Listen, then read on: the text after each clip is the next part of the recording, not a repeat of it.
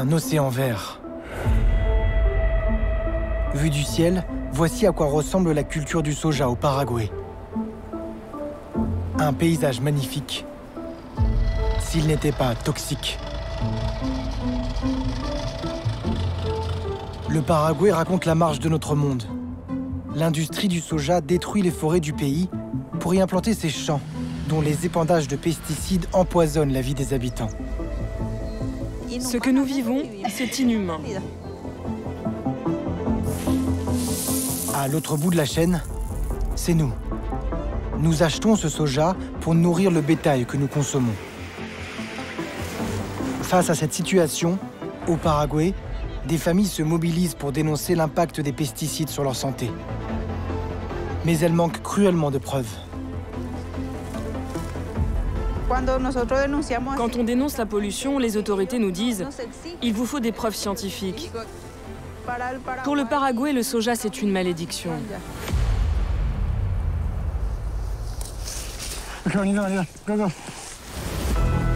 Je suis journaliste. Avec mon équipe, aux côtés des habitants, nous allons utiliser nos moyens d'enquête à la recherche des preuves de la contamination. Il faudrait rechercher le glyphosate et son métabolite majeur. Tout au long de notre investigation, nous collaborerons avec des scientifiques pour mettre au point une étude inédite sur les dommages génétiques causés par les pesticides sur des enfants paraguayens. Ces dommages peuvent causer des cancers et cela peut se transmettre aux générations futures. Nos résultats pourraient aider les militants qui se battent pour leur environnement et leur santé. Nous remonterons jusqu'aux sources de la pollution et nous irons à la rencontre des vendeurs de pesticides, comme Monsanto. Est-ce que Monsanto va arrêter de vendre des produits classés par l'OMS comme cancérogènes? Ces classifications n'ont pas de valeur scientifique à nos yeux. Ça n'apporte rien au débat.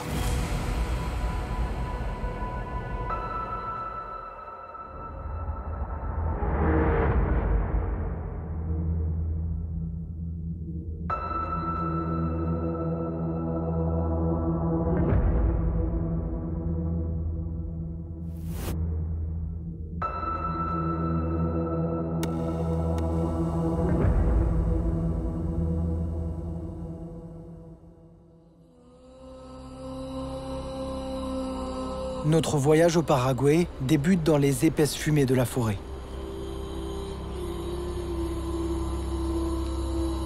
Ici, pour déforester, on ne s'embarrasse pas des tronçonneuses. On brûle.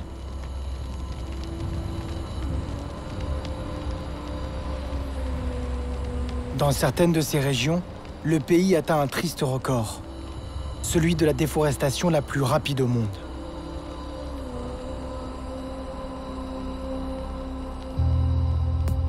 Au Paraguay, depuis 2001, 5 millions d'hectares sont ainsi partis en fumée, soit la superficie de 500 villes comme Paris. Dans le même temps, la production de soja transgénique a explosé de 480%.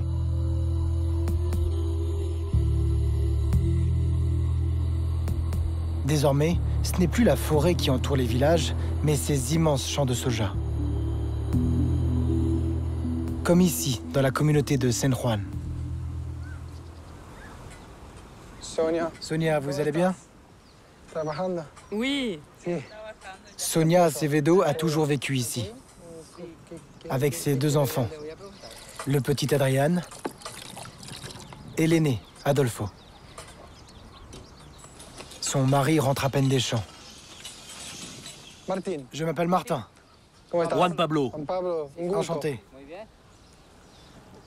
Ce midi, Sonia prépare un poulet du jardin, mais pas de légumes. La grande majorité des légumes ne sortent plus de terre. Les tomates, par exemple, elles ne poussent plus. Avant, on avait aussi des fruits, mais c'est fini. Il faudrait que j'achète des semences OGM et des pesticides pour que ça pousse ici. Mais non, moi je ne veux pas. Ça n'a l'air de rien, mais ce choix n'est pas anodin. Le potager bio de Sonia, ce n'est pas juste un passe-temps, c'est sa survie. C'est ce qui lui permet de nourrir sa famille. Avant l'invasion du soja, ce n'était pas comme ça poussait. C'est pour ça que nous pensons que c'est à cause de la contamination massive de leurs épandages. Et il y a du soja là, là et là. Oui, nous sommes entourés. Tout de même, Entourés. Nous sommes à la merci du soja. La famille veut nous montrer son ennemi intime, celui du fond du jardin. Adriane, touche pas au soja, il y a du poison dessus. Comme Adriane, on aurait presque envie de les toucher, ces plants de soja OGM. Des feuilles parfaitement calibrées, sur des centaines d'hectares à la ronde. Mais c'est une beauté trompeuse. Regardez la machine qui va bientôt épandre les pesticides. On dirait un robot. Ils vont épandre aujourd'hui? Oui, oui. Mais ils ont droit de le faire avec ce vent? Non, mais ils ne respectent pas la loi. Mais la plus grande crainte de la famille vient du ciel. Des avions aux cuves chargées de pesticides. Sonia les filme dès qu'ils passent au-dessus du village. L'année dernière, l'aviation civile paraguayenne a enregistré 2280 épandages aériens. Mais il y en aurait beaucoup plus. La majeure partie des vols n'est pas déclarée. Ouais, c'est impressionnant. Et c'était où exactement? Juste là. Derrière, là. Et pour vous, ce sont les épandages les plus dangereux? Oui, car avec le vent, cela diffuse les pesticides beaucoup plus loin. Et que dites-vous à vos enfants quand il y a des pulvérisations comme ça? Je lui dis de protéger au moins sa bouche avec son t-shirt. Mais comme il traite le soir ou très tôt le matin, de toute façon, avec le vent, ça vient jusque dans sa chambre et chez nous. Et pour la majorité des enfants, cela a des conséquences immédiates. Des maux de tête, des vertiges, des douleurs au ventre. Ça pique et ça irrite la gorge. Et pour nous, c'est pareil. Des symptômes classiques d'une exposition aiguë aux pesticides. Dans le village, on se plaint surtout des effets à long terme. Il suffit d'aller à la rencontre des voisins de Sonia pour s'en rendre compte. Bonjour. Bonjour. Il s'appelle Alcides. Et ce petit, comment il s'appelle? Alexander. Alexander est atteint d'hydrocéphalie, une grave malformation de naissance qui le laisse handicapé. Alexander a besoin de son papa et de sa maman tout le temps, c'est ça? Oui. Il ne peut pas être autonome. Non. Et il y a d'autres enfants avec le même genre de pathologie qu'Alexander ici? Oui, il y a d'autres familles. Oui, il y a un autre enfant en bas dans la rue. Vous avez vu comme on est proche des champs. Quand ils épandent, nous, on ne peut pas dormir à cause des odeurs, de jour comme de nuit. C'est à cause de cet océan de soja qui nous entoure qu'il y a tant d'enfants comme Alexander. C'est à cause de leur poison. En termes de santé, nous sommes les oubliés du pays. Ils disent qu'on a le droit à des soins gratuits et de qualité, mais c'est un mensonge. Dans le dernier centre de soins de la région, ils ont à peine un calmant. Pas de médicaments et aucune investigation scientifique. Ici, il n'y a jamais eu d'études épidémiologiques, mais chacune des 450 familles semble pouvoir témoigner de l'impact des pesticides sur les enfants. Comme Carrera, cette petite fille atteinte d'une malformation congénitale.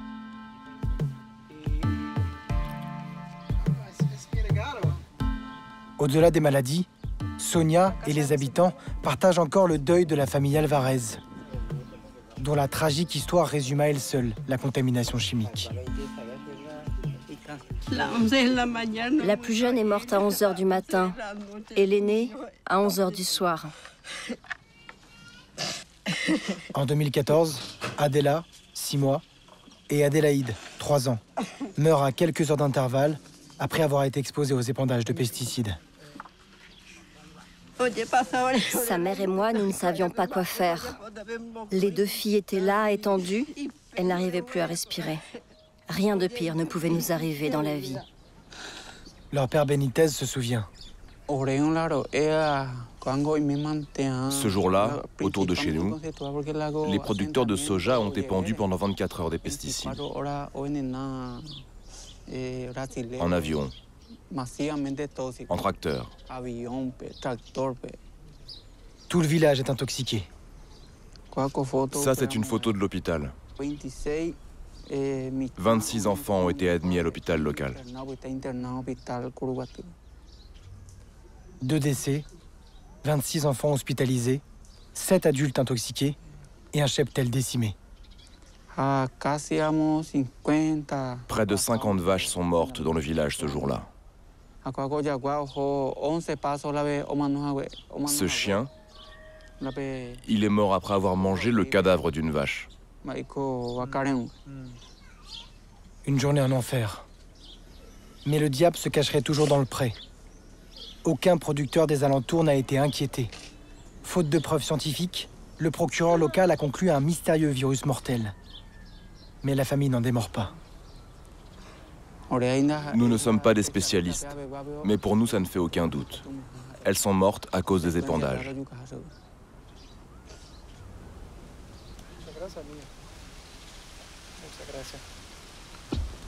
Quels sont exactement ces produits chimiques qui semblent intoxiquer les villages de la région? Pour le savoir, il faut traquer les épandages.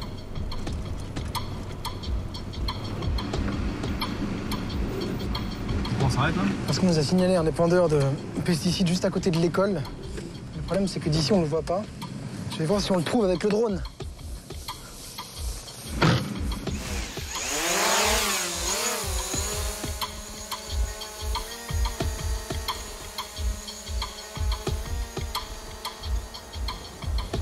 Piloté depuis la voiture, le drone nous indique le chemin à prendre.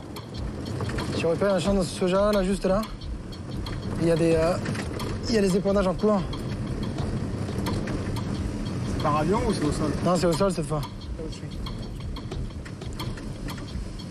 Mira. Regardez, nous sommes ici. Aquí. Il faut faire demi-tour pour se rapprocher. Oui, mais il faut faire attention. Nous devons être les plus discrets possibles. Nous sommes sur des propriétés privées et les industriels du soja ne sont pas réputés pour leur accueil. Il fait demi-tour. Je sais pas s'il fait demi-tour. Oh la vache. Regarde, il y a l'autre qui arrive derrière, regarde. Il y en a un autre là, regarde. Ce jour-là, 3 épandeurs arpentent des dizaines d'hectares. La loi paraguayenne interdit les épandages quand il y a plus de 10 km/h de vent. Là, il y a 17 km/h aujourd'hui. Pourtant, ils sont en train d'épandre avec le vent qui va évidemment dans la direction des habitations. Comment tu sais qu'il y a 17 km/h de vent? Parce que regarde là, ici, 17 km/h en moyenne, il y a même des bourrasques à 24 km/h. Donc là, les épandages qu'il y a sur ces plants de soja sont totalement illégaux. Alors que l'épandeur s'éloigne, nous en profitons pour nous approcher de sa citerne de ravitaillement. On va juste regarder ce qu'il y a comme... ce qu'il utilise comme produit.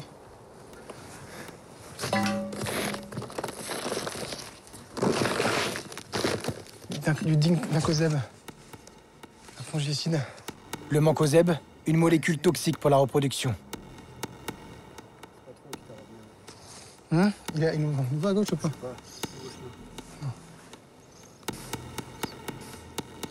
BASF, fongicide Orchestra.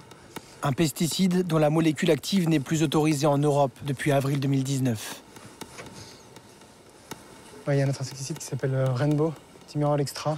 Un insecticide, tueur d'abeilles, banni en France depuis septembre 2018. Jusqu'à l'autre côté, là, c'est chez nous. Hein. Okay. Ah, d'accord, pardon. C'est quoi ça? Ce que vous épandez là? C'est un herbicide que j'utilise pour tuer les mauvaises herbes. Du glyphosate? Oui. Ok. Le glyphosate, le fameux herbicide inventé par Monsanto. Classé cancérogène probable par l'OMS, c'est le pesticide le plus vendu au monde. Alors que nous nous éloignons pour filmer quelques dernières images, l'épandeur s'approche de nous.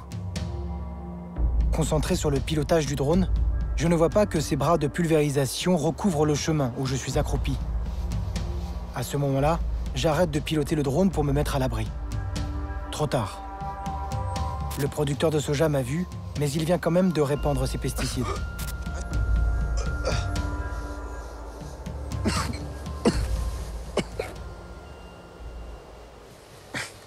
Ça va? Ouais.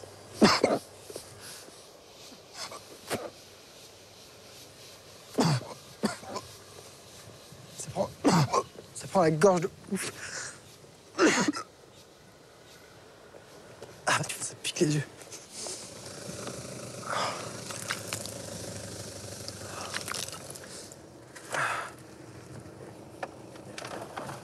Je vais aller faire des prélèvements, mais vu ce que je me suis pris dans la tête, je te cache pas que je vais utiliser ça. Normalement, on peut pas retourner dans les champs entre 24 et 48 heures après les épandages. Ok, let's go. Grâce à la citerne, nous avons déjà repéré 3 familles de pesticides utilisés sur ces champs de soja. Mais pour connaître l'ensemble des produits chimiques et leur concentration, pas d'autre choix que de faire des prélèvements. Tu veux prendre bien un milieu? 500 grammes minimum. Ok, on y va, on y va.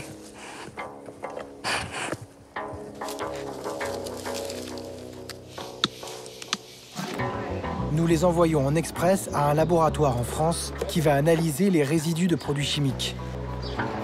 Résultat dans quelques jours. Des centaines d'épandages. Des familles qui se plaignent des effets des pesticides sur leur santé. Mais aucune étude au Paraguay pour faire le lien entre les deux. Pour tenter d'y remédier, nous voici à Asunción, la capitale. Nous partons à la rencontre de scientifiques pour mettre au point une étude.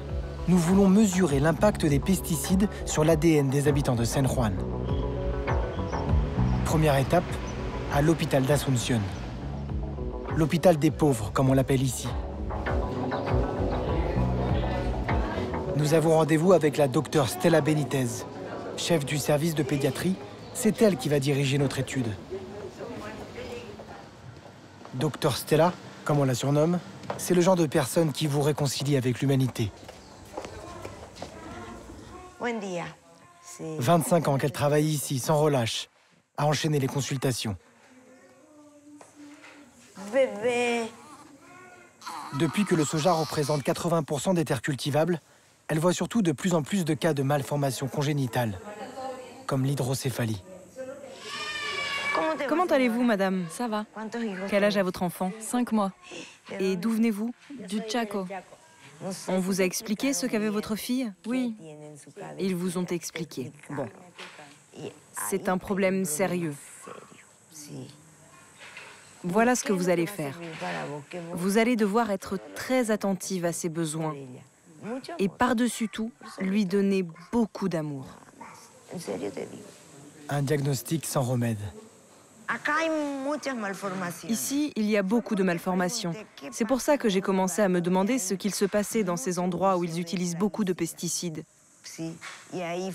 Car ici, nous avons une vision de la situation de tout le pays. En 2012, intriguée par le nombre de malformations dans son hôpital, la docteure se met à enquêter sur ce phénomène dans le pays. Elle épluche les registres de santé et parvient à une conclusion. Dans notre pays, les malformations constituent la seconde cause de mort néonatale. Avant, c'était la 5e cause. Et d'un autre côté, au niveau national, chez les adultes, la seconde cause de mortalité, ce sont les cancers. Ces chiffres m'alarment et on doit enquêter là-dessus. Parce que se passe-t-il? Il y a évidemment plusieurs causes.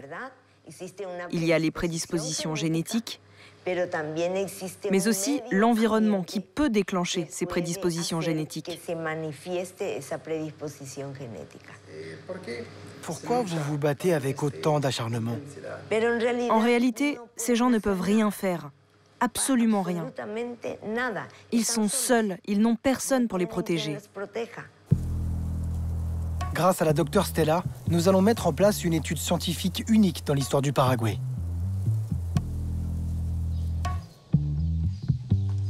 Bonjour. Bonjour. Vous êtes là pour l'étude? Oui. À San Juan, nous retrouvons les habitants comme Sonia, la mère d'Adrian.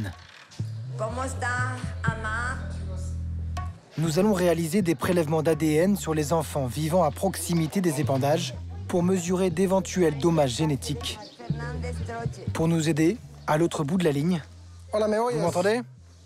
Oui, Martin. Le professeur Segovia, un généticien toxicologue de l'université d'Asunción. C'est lui qui va analyser nos prélèvements. Y a-t-il des informations précises à collecter sur les enfants? Oui, il faut choisir des enfants qui n'ont pas de maladie génétique, qui n'ont pas subi de radiothérapie et qui n'ont pas de maladie infectieuse. Il faut des enfants en bonne santé. Il faut prendre en compte le poids, le sexe, l'âge et aussi depuis combien de temps ils vivent ici. Tout ça, c'est très important pour les inclure ou les exclure de l'étude. Fernando, c'est à toi. En tout, l'étude comprend 63 patients, dont le petit Adrian, le fils de Sonia, qui n'a visiblement pas très envie de faire partie de l'étude.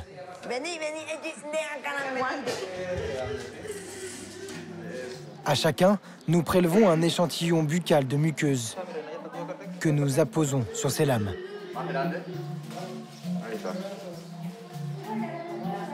Puis, pour compléter les tests, nous prenons 30 à 40 microlitres de sang par enfant. Bravo, mademoiselle. Tu es très courageuse.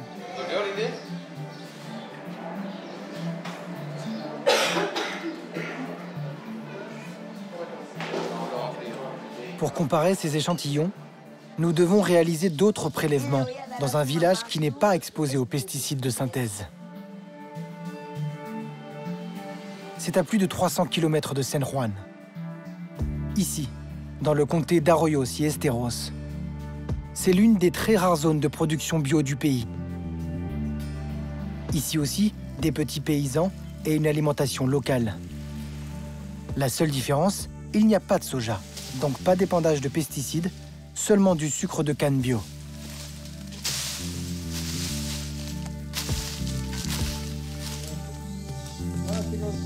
Nous réalisons les mêmes prélèvements, selon le même protocole, sur 41 enfants de 5 à 10 ans en bonne santé.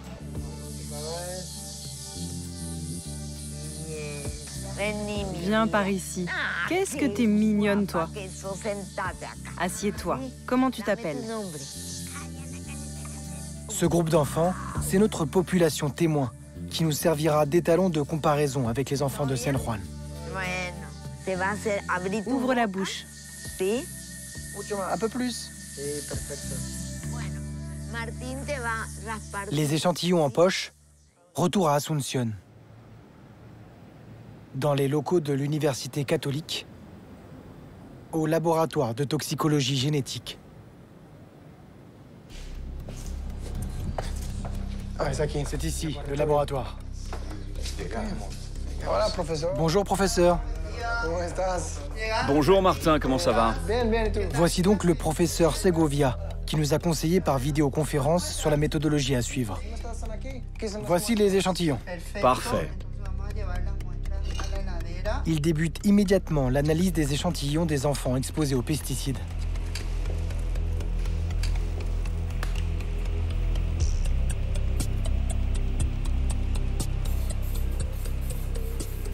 Vas-y, Juan. Qu'est-ce que vous recherchez exactement dans le sang? Ce que nous regardons, ce sont les dommages génétiques à travers la méthode de la comète. La comète, pour nous, c'est la cellule, composée d'une tête et d'une queue. La longueur de la queue indique le niveau de dommages génétiques. Plus il y a d'ADN dans la queue de la comète, plus il y a de dommages génétiques.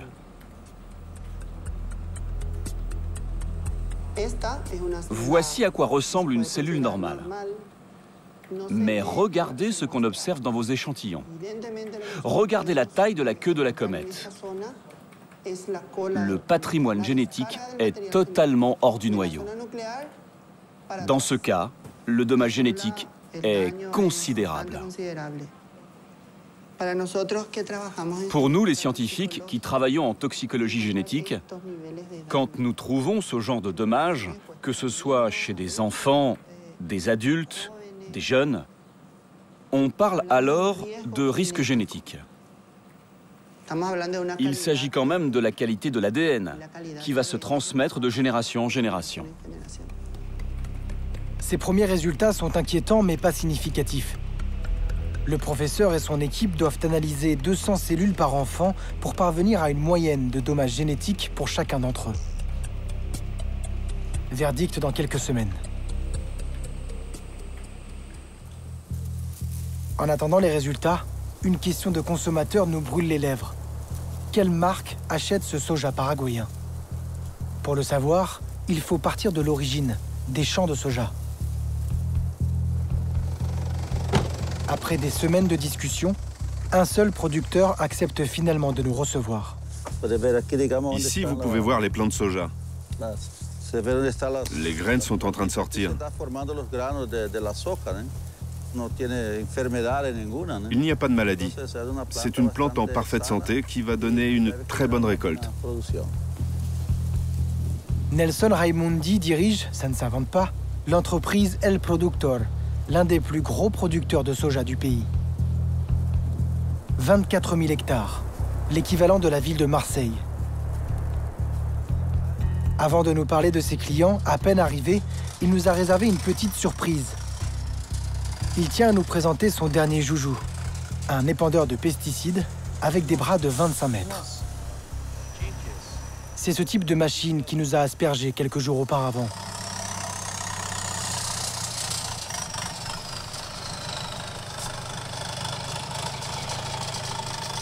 Autant dire que nous ne sommes pas spécialement rassurés. L'odeur, hein? Ouais, l'odeur est très forte. On peut sentir une odeur. Oui, une odeur. Mais ça n'est pas toxique. Donc on peut rester ici et ce n'est pas dangereux. Non, non. Enfin, tout est dangereux. Boire trop d'eau, c'est dangereux. Et cela peut provoquer des dommages génétiques sur les populations avoisinantes, ce genre de produit? Non. Jamais entendu parler de ça. Et c'est quoi comme produit aujourd'hui? C'est un produit, c'est commercialisé sous le nom de bifentrine. La bifentrine, un insecticide légal au Paraguay mais interdit en France. Une substance cancérogène et neurotoxique dans les cuves de cet épandeur qui déverse 180 litres par minute. On serait bien resté là à respirer de la bifentrine, mais on préfère continuer la visite sur le site de stockage du producteur.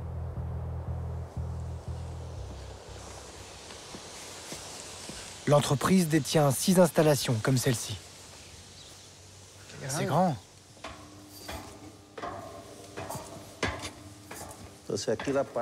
C'est ici qu'on stocke les grains. Il y en a plus de 20 000 tonnes dans ce silo. Combien de tonnes de soja par an vous produisez? 100 000 tonnes. Et quel est le prix de la tonne en ce moment? En ce moment, c'est $300 en sortie de silo. Soit près de 26 200 000 € de chiffre d'affaires chaque année. On comprend pourquoi Nelson Raimondi appelle le soja les grains d'or du Paraguay. Vous savez où votre soja est exporté?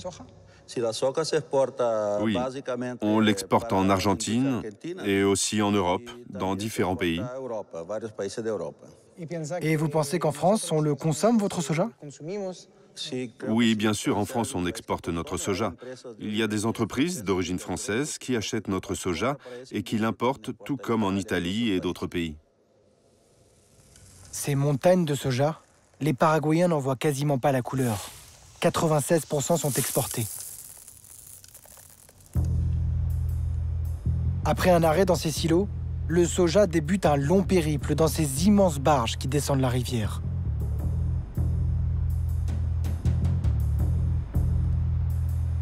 avant d'être expédiés dans le monde entier.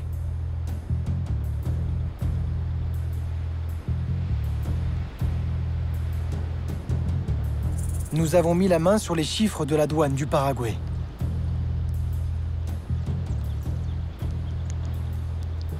Sur les 10 millions de tonnes exportées chaque année, près d'un tiers se retrouve en Europe, dont 180 000 tonnes directement en France.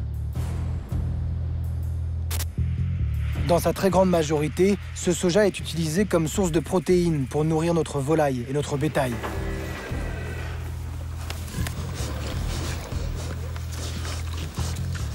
En France, les marques de viande l'indiquent-elles sur leur emballage.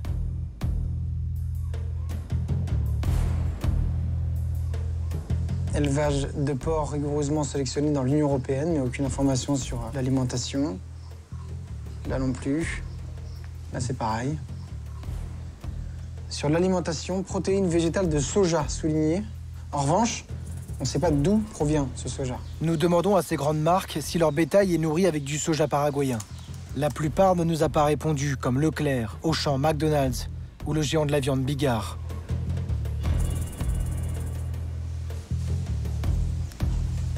D'autres font plus ou moins preuve de transparence. Burger King. Le soja représente 7 à 15% de l'alimentation des animaux sélectionnés par le groupe. Le Paraguay est peu concerné, sans nous donner davantage de précision. Le groupe de lait Sodial nous rappelle que la coopérative ne dispose pas de données consolidées. Lidl, comme vous le savez, le sujet du soja est très complexe. Nous ne pourrons pas communiquer sur cette thématique pour le moment. Intermarché, ça c'est assez surprenant. Je n'ai pas réussi à récupérer l'information. Ces demi-réponses, ces approximations, racontent l'opacité d'un secteur qui semble ignorer la provenance du soja. Après plusieurs semaines d'enquête sur ce mirage vert, c'est le grand jour.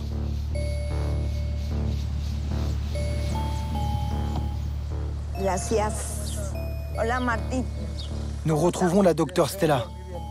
Elle vient de recevoir les résultats de tests de comètes réalisés par le laboratoire sur les enfants du village. Avec l'aide de Sonia, nous réunissons les habitants de San Juan pour leur présenter les conclusions. La salle de classe mise à disposition par l'école est trop petite pour accueillir tout le monde.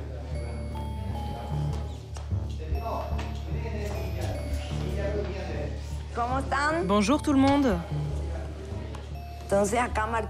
Martin va m'aider pour la projection des résultats et moi, je vais tout vous expliquer sur notre travail. C'est une collaboration entre la télévision française et notre pays. La docteure rappelle en quoi consiste notre étude. Comparer les possibles dommages génétiques entre les enfants de San Juan, entourés de champs de soja, et les enfants d'un autre village, entourés de cultures bio. Et voici les résultats, qui sont très surprenants. Je ne les ai découverts qu'hier soir, pas avant. En moyenne, 45,9% de l'ADN de vos enfants est endommagé, car il est en dehors du noyau. Et quand c'est en dehors, ça signifie qu'il y a un risque génétique. Cela pourrait les rendre malades, même si, jusqu'à maintenant, ils sont encore en bonne santé. Leur moyenne est très élevée. À l'inverse, les enfants qui vivent à côté de la zone bio ont bien moins de dommages génétiques, 27,6%. Une moyenne qui correspond notamment à la régénération de l'ADN. Mais lorsque ce chiffre est trop élevé, comme c'est le cas pour les enfants de San Juan, les cassures de l'ADN peuvent devenir irréparables et entraîner de graves maladies comme des cancers.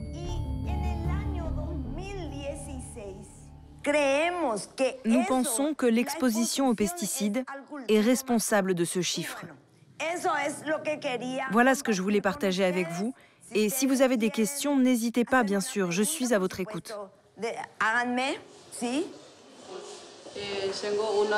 D'abord, je voulais vous dire que c'est très important que vous soyez venus pour faire cette étude. Nous vous en sommes très reconnaissants. Si je comprends bien, nos enfants ne sont pas encore tous malades, mais ils courent davantage de risques. Oui, cette étude va vraiment nous aider pour repousser ces champs de soja qui nous préoccupent tant. Ce soja qu'on exporte dans le monde entier.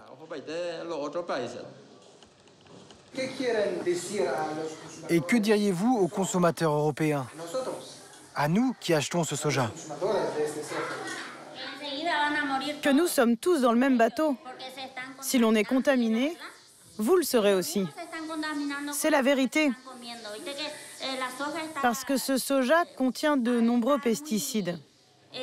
Et les cochons qui le mangent, vos cochons, ils seront aussi contaminés. Avant de clore la réunion, la docteure Stella veut donner un dernier conseil. Pour protéger vos enfants, essayez de leur donner des aliments naturels qui sont antioxydants. Écoutez-moi bien. Le jus de citron ou les mangues, par exemple, ça peut les protéger contre ce type de dommages génétiques. Cela peut paraître dérisoire, mais sans les médicaments trop chers, ne reste plus que les recettes naturelles.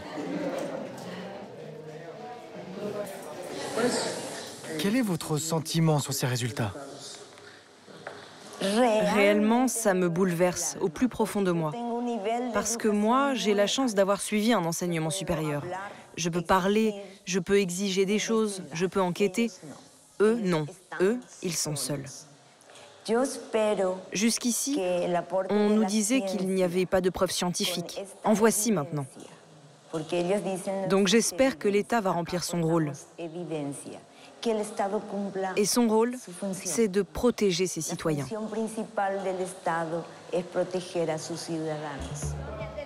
Les habitants de San Juan ne veulent plus attendre que l'État prenne ses responsabilités. Ils veulent agir dès maintenant et interpeller au cœur de la capitale les autorités paraguayennes.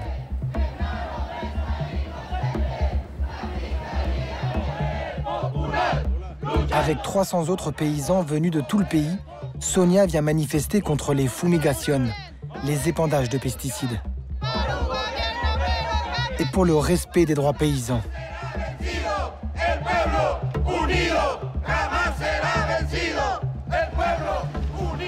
Jour de colère devant le ministère de l'Intérieur.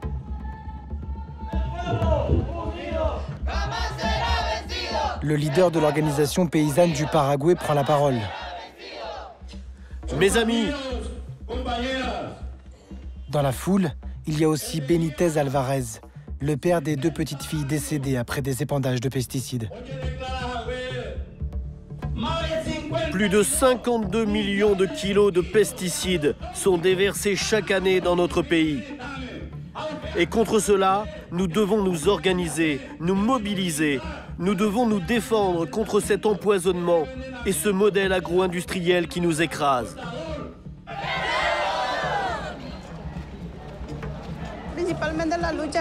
Moi, je me bats pour la prochaine génération, mes enfants, mes petits-enfants. Parce que si on continue comme ça, en fait, il n'y aura pas d'autre génération. Le taux de cancer sera de 100%. Ce sera une hécatombe.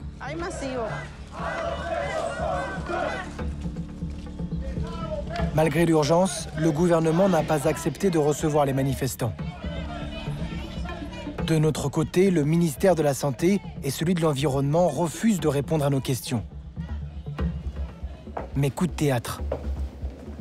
Face à la mobilisation et notre étude scientifique,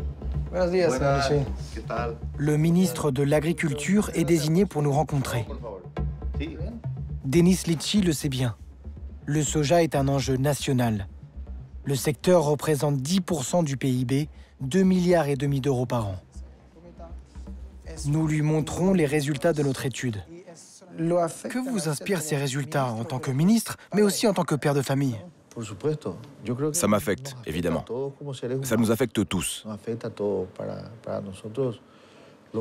Notre priorité, ce sont les personnes, l'être humain. Je suis, comme vous l'avez dit, un père de famille, et cela me préoccupe, même si je suis originaire de la zone témoin de votre étude, ce village où l'on ne produit que du sucre bio. Mais de manière générale, dans le pays, il faudrait que la production agricole respecte davantage les hommes et l'environnement. Vu de l'extérieur, si je résume, le soja contribue à la déforestation, entraîne une utilisation massive de pesticides, peut affecter la santé des habitants et également l'environnement. Le soja, c'est vraiment l'or vert du Paraguay? Non, c'est une option, rien de plus. Demain, cela peut changer. Oui, absolument. Cela peut changer. Mais il s'agit d'économie, c'est pas du romantisme. Le jour où les producteurs auront un intérêt économique à ne plus cultiver du soja, le soja perdra du terrain. Vous voudriez une copie de cette étude? Oui, bien sûr, pour notre évaluation.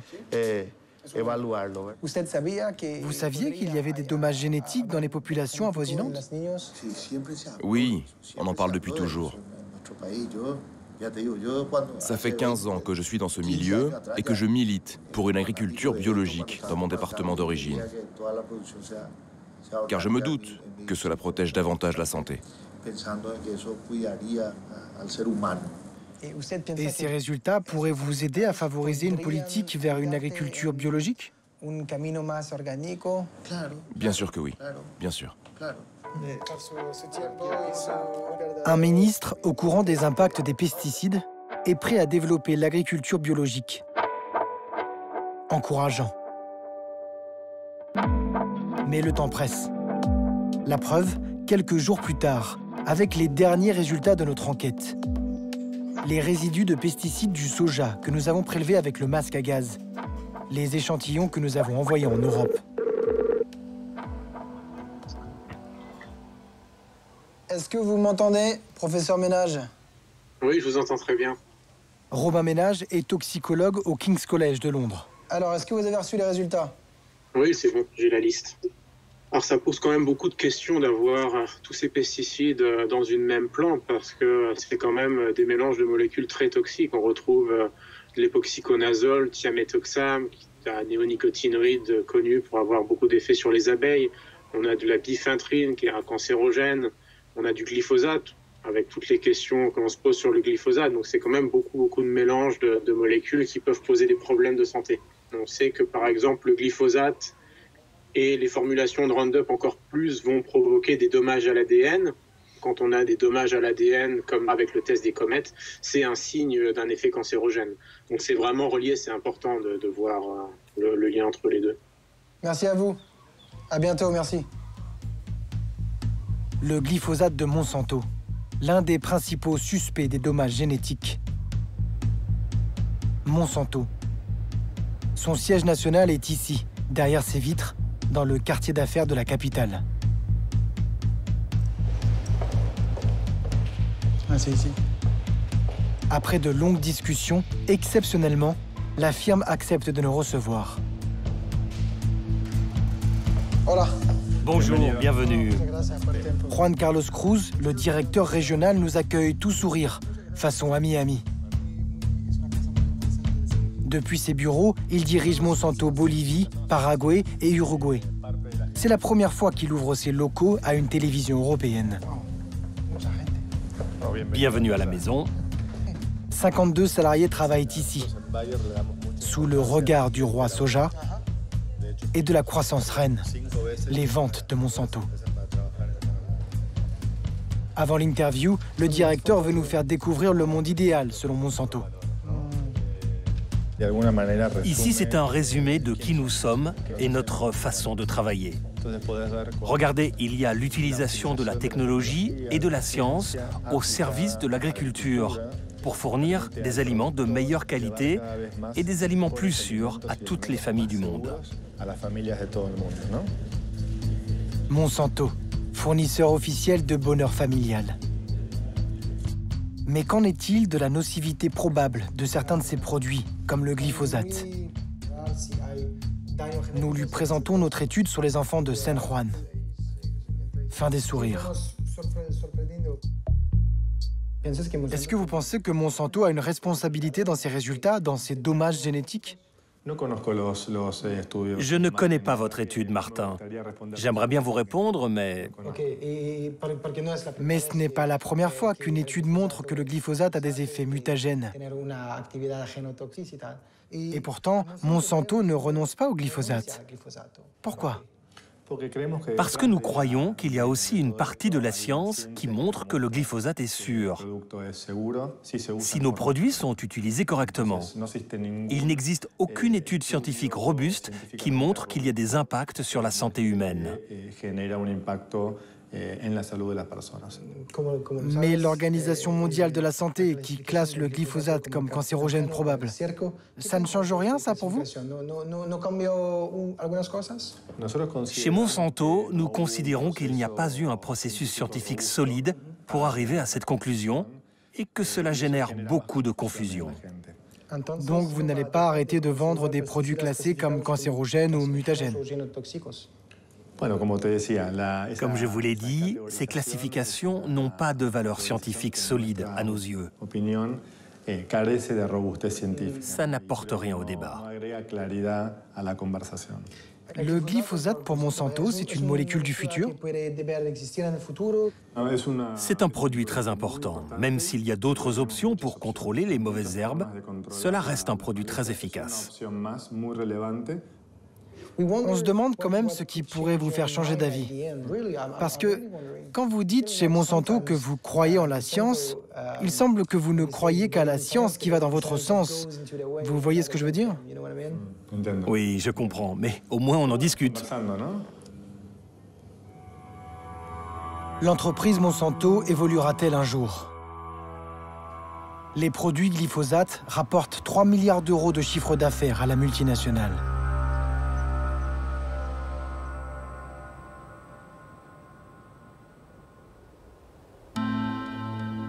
Au terme de ce voyage, nous y voyons désormais plus clair.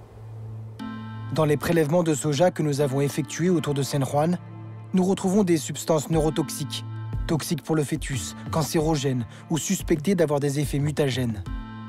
Les enfants paraguayens qui vivent à côté de ces plantations ont un ADN très endommagé, 45,9% de dommages génétiques, bien plus que les enfants qui vivent à côté d'une zone de production bio. Face à la gravité de la situation, la docteure Stella Benitez veut alerter le pays. Aux côtés du professeur Segovia, le généticien toxicologue qui a analysé nos prélèvements, elle organise une grande conférence au sein de l'université. Des médecins, des scientifiques, des représentants d'ONG ont fait le déplacement.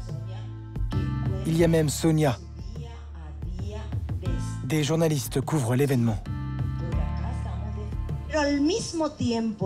En plus d'avoir regardé avec nous l'état de santé de nos concitoyens, Martin a aussi réalisé des prélèvements de soja. Martin, votre travail va renforcer notre investigation. La docteure Stella profite de cette tribune pour faire passer un message aux autorités. Nous essayons de défendre le droit à une vie digne. Le droit des générations futures. Des politiques publiques de santé doivent être mises en place pour diminuer ce risque génétique. Soyons très clairs là-dessus.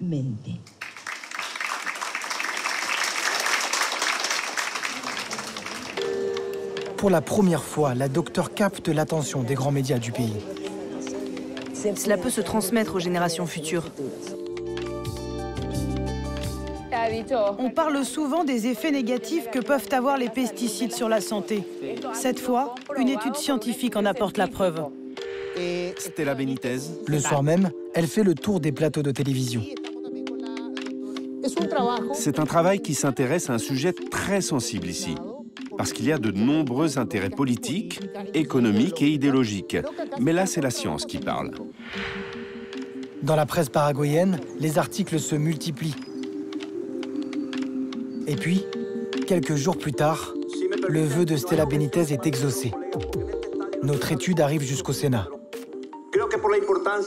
Je pense qu'il faut que nous prenions du temps aujourd'hui pour parler de ce sujet sérieux. Merci, Président. Je crois que c'est important. C'est à nous, les pouvoirs publics, de prendre des mesures sur la question de l'exposition aux pesticides.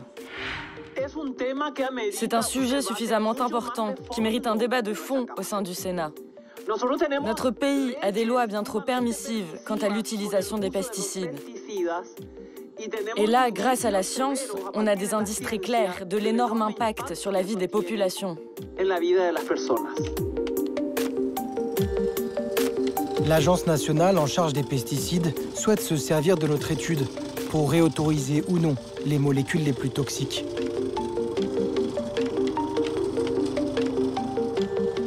Depuis notre tournage, dans le village de San Juan, le combat continue. Sonia a récemment prélevé 50 échantillons de cheveux d'enfants pour encore mieux documenter la contamination. Pour protéger ses enfants et espérer faire reculer ces cultures empoisonnées.